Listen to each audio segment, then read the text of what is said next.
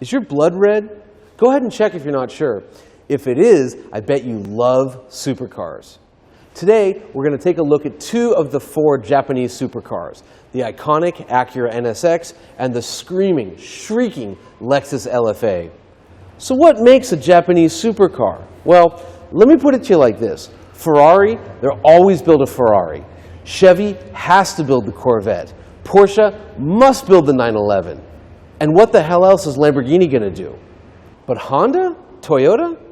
They make more money building safe, reliable family transportation. They don't need to make supercars, but thank God they do.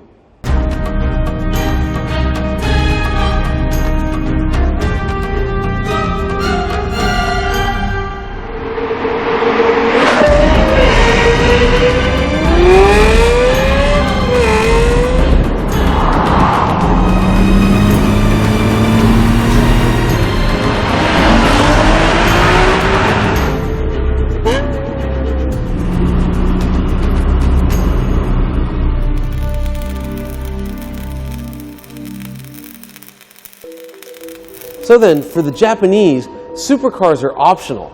But sometimes, an outsider perspective is what's needed. Remember, there was a time in the late 80s and early 90s when the Japanese engineers kept their American, German, and Italian colleagues up all night with the cold sweats. Why? Because they made cars that didn't break. Supercars, by contrast, always broke. If the Japanese could figure out a way to engineer a supercar that didn't break, that could spell real trouble. Like this NSX, for instance.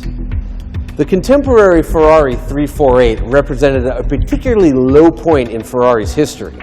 Not only was the Acura better in terms of performance, but it cost less, it didn't break, and much more importantly, it was easy to drive on a daily basis. The NSX, in fact, blew people's minds. The entire industry sat up and took notice. Let me put it to you like this. Do you enjoy your modern Ferrari? You have this car to thank for it. The Lexus LFA is an entirely different story. Why did Toyota build this car? Not because they wanted to, but because their boss, Akio Toyoda, demanded they do so. Still, there were powerful factions within Toyota that didn't want anything to do with this car, which is why it took 10 years to build and contained so many compromises. That said, there's no denying that the LFA is anything other than a supercar. The amount of industry firsts in the NSX, which is short for New Sports Car Experimental, was staggering. There were more than 20 in all. It was the first production car to feature an all-aluminum monocoque chassis, including both specially heat-treated and dent-resistant body panels, as well as extruded aluminum chassis elements. The suspension was also all aluminum, and the combined weight savings from the alloy construction compared with traditional steel is about 500 pounds. The NSX was the first production car to feature 4-channel ABS, the first mainstream application of electric power steering, and the first consumer vehicle to use titanium connecting rods for its high-revving 90-degree 3-liter V6 that produced a then impressive 270 horsepower. That's 90 ponies per liter, a shocking sum back in 1991. Perhaps most important, the NSX was the first car Honda offered in the United States to employ the most excellent VTEC variable valve timing system. And it was mid-engine. Not only that, but the gas tank was located between the driver and the engine, so that as fuel levels fell, the car's balance didn't budge. As Honda's president of R&D, Hiroyuki Shimojima, said at the time, the NSX must be the most sophisticated and modern sports car in the world. It must establish entirely new levels of performance, refinement, drivability, and reliability. The NSX, then, was Honda's chance to show off its F1 chops, as well as its relationship with some F1 drivers, including a certain Brazilian gentleman. During the final stages of suspension tuning, Formula One world champion Ayrton Senna was asked to evaluate the NSX. Senna tested at the Nürburgring and other tracks. You don't feel the speed, in a way. You just don't feel the speed. The car is so stable and so comfortable in all sense that you unless you look to the speed gauge, you don't realize you're going that fast. It's a good compromise between the sportive side and the comfort side. And as I said, I think it's a super car.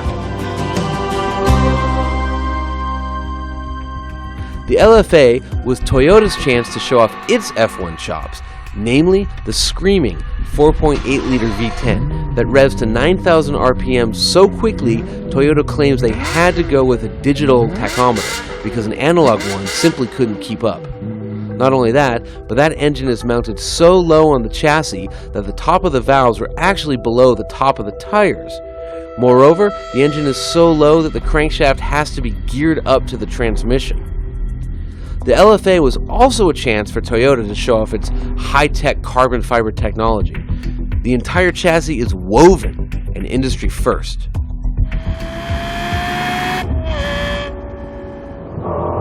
The first and really only thing you notice about driving the Lexus LFA is the sound of this monster V10 engine. Listen to it! It's as if I'm roaring down the Mulsanne Straight heading into the chicane. Only I'm in the slow lane behind a motorhome in third gear going 60 miles an hour. And that's really the defining trait of the LFA. It's a little cartoonish. Like you're on the freeway, you switch lanes and run over some bot dots. Suddenly, it's as if you're at Spa charging up Eau Rouge and crashing over the rumble strips. But you're not. You're on the freeway following the minivan that also just changed lanes. But what's the Lexus like to drive? Well, for one thing, the transmission is awful. A little birdie told me that Lexus was hard at work on a dual clutch transmission, but then, after 10 years of development time, they decided enough's enough, let's put this thing on sale, and went with a single clutch automated manual. You know what other car has a single clutch automated manual? The Smart 4.2. And that car is without question the worst modern vehicle I've ever driven. Transmission-wise, this thing's right up there with it. However, the brakes are world class, and I'm sure once we get on a twisty canyon road, the LFA is going to wow us with its sharp reflexes.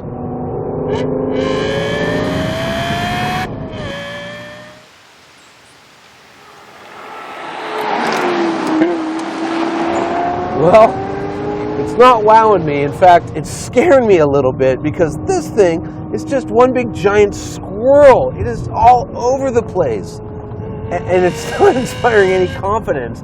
And that's what you want from a good driver's car, is something that inspires confidence. A car that when you tell it to do something, it's always going to do it. Let me give you an example. When you get on the throttle hard, sometimes it goes really fast.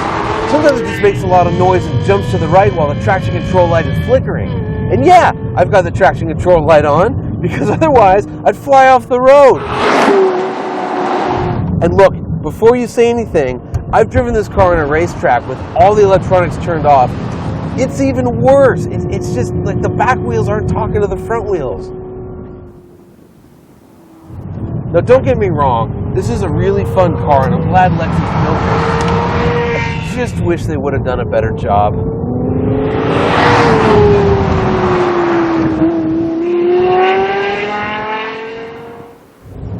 The most important thing about driving the Acura NSX is the placeability.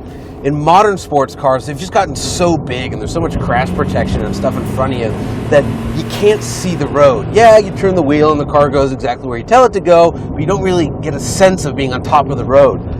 This thing, the Acura, because it's mid-engine, the hood is so low, it's like you're almost looking down onto the pavement. And then you've got these sharp fenders that it's almost like driving an open wheel car. I can tell exactly where the car is, and I can place it exactly where I want it to be. It's just phenomenal. Then you've got this sweetheart of an engine. Yeah. 270 horsepower and 270 pound-feet of torque isn't a lot by today's standards, but let me tell you, it's perfectly suited for this car. Especially when you get up to 5,000 RPMs and the cams phase and the VTEC opens up. And God, it's great, it's fast, it's fun, it's everything you want in a road car. I mean, I love driving this car, it's such a good machine. When you go into a corner, you just kind of set your hands and then you use your feet to get you through it. It drives so well, it's so elegant, it's so fluid. And maybe that's what I like best about the Acura NSX. Look, I'm spoiled. In my line of work, I get to drive a lot of cars, and many of them are great. But it's rare that I'm overcome with the sensation that I need to own a vehicle. I've been driving the NSX for the last 24 hours, and I gotta tell you, I have to have one. It's irrational, but I I feel as if I'm missing out if I don't one day own this car. It's that good.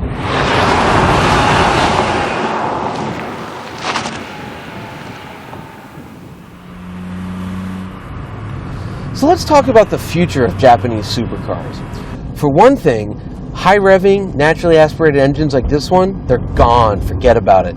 The future of Japanese supercars is hybrids. Honda's already admitted that the next NSX is going to be a hybrid, and while Toyota won't say anything officially, they're going to do another supercar and it's going to be a hybrid.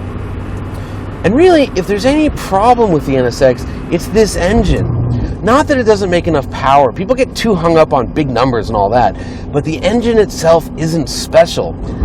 Within a couple years of this car's introduction, the Ford Taurus had a 24-valve double overhead cam V6. Big deal. But all that said, this is still a brilliant engine. I mean, anything that revs to 8,000 RPMs is okay in my book. Check this out.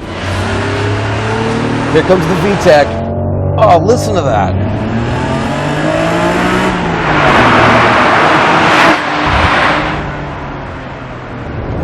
Fantastic. Oh, here we are again in this tunnel.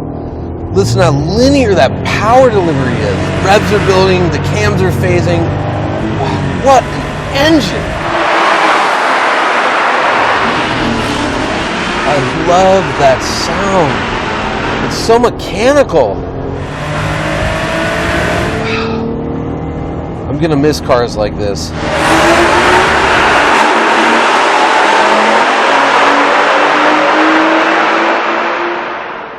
I've been thinking about it, and I've been too hard on the LFA. Yeah, it's flawed, but it's flawed in a wonderful way. I think the near perfection of the NSX has clouded my vision, but I love this car because it's so wacky, and a proper supercar should be wacky. It should be difficult. It should be hard to live with. It shouldn't be an everyday car, and this thing isn't. I love the fact that the seatbelts take 30 seconds to put on. I love that getting this car into reverse is harder than Chinese arithmetic. I love the fact that this car has a several $1,000 Mark Levinson stereo, and I'll never be able to hear it because of this! Listen to it!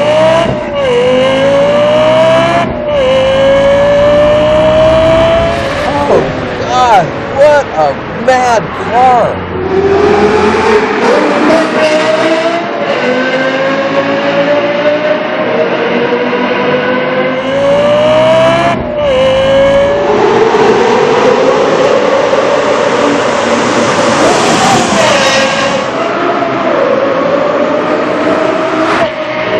Oh my God!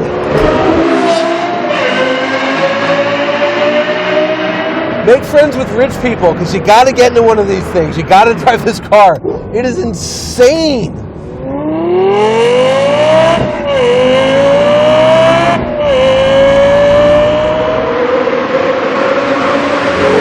Oh, warts and all, this thing is a supercar.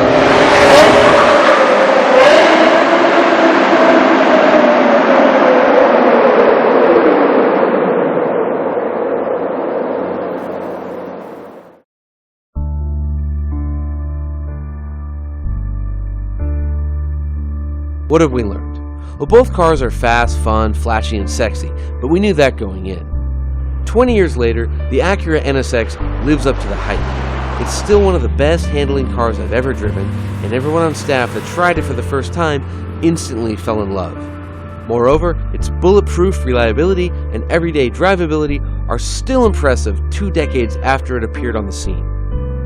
And because it was so successful, it and the original Lexus LS400 put the entire car industry on notice, securing the NSX a spot as one of the most important cars of the last half of the 20th century. The LFA has no such accolades. Fast and furious, yes, but also deeply flawed. However, you could argue, and I will, that supercars should be flawed. They should be hard to live with, even annoying at times, because it makes you appreciate their good points that much more. The Lamborghini Countach is one of the most miserable cars I've ever driven, yet it also is still my favorite supercar. The LFA, while much better, still has some traditional supercar personality, a trait the NSX is lacking.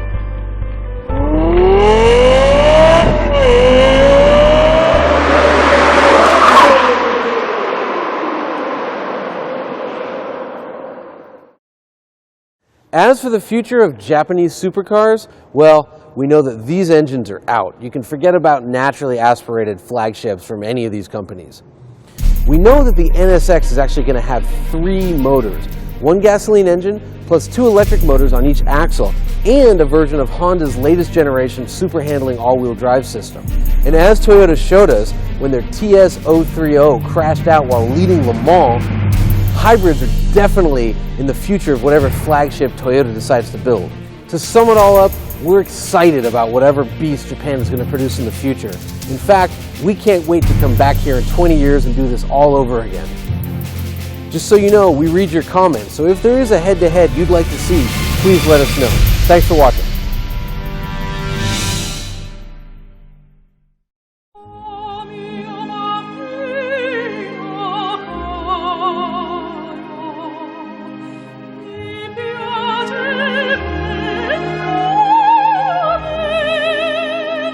The Italians have always been known for incredible cuisine, distinctive architecture, and, until recently, the very finest in exotic sports cars.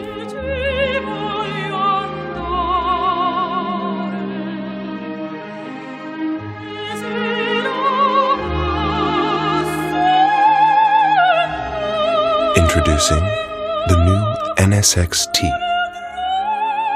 from Acura. Some things are worth the price.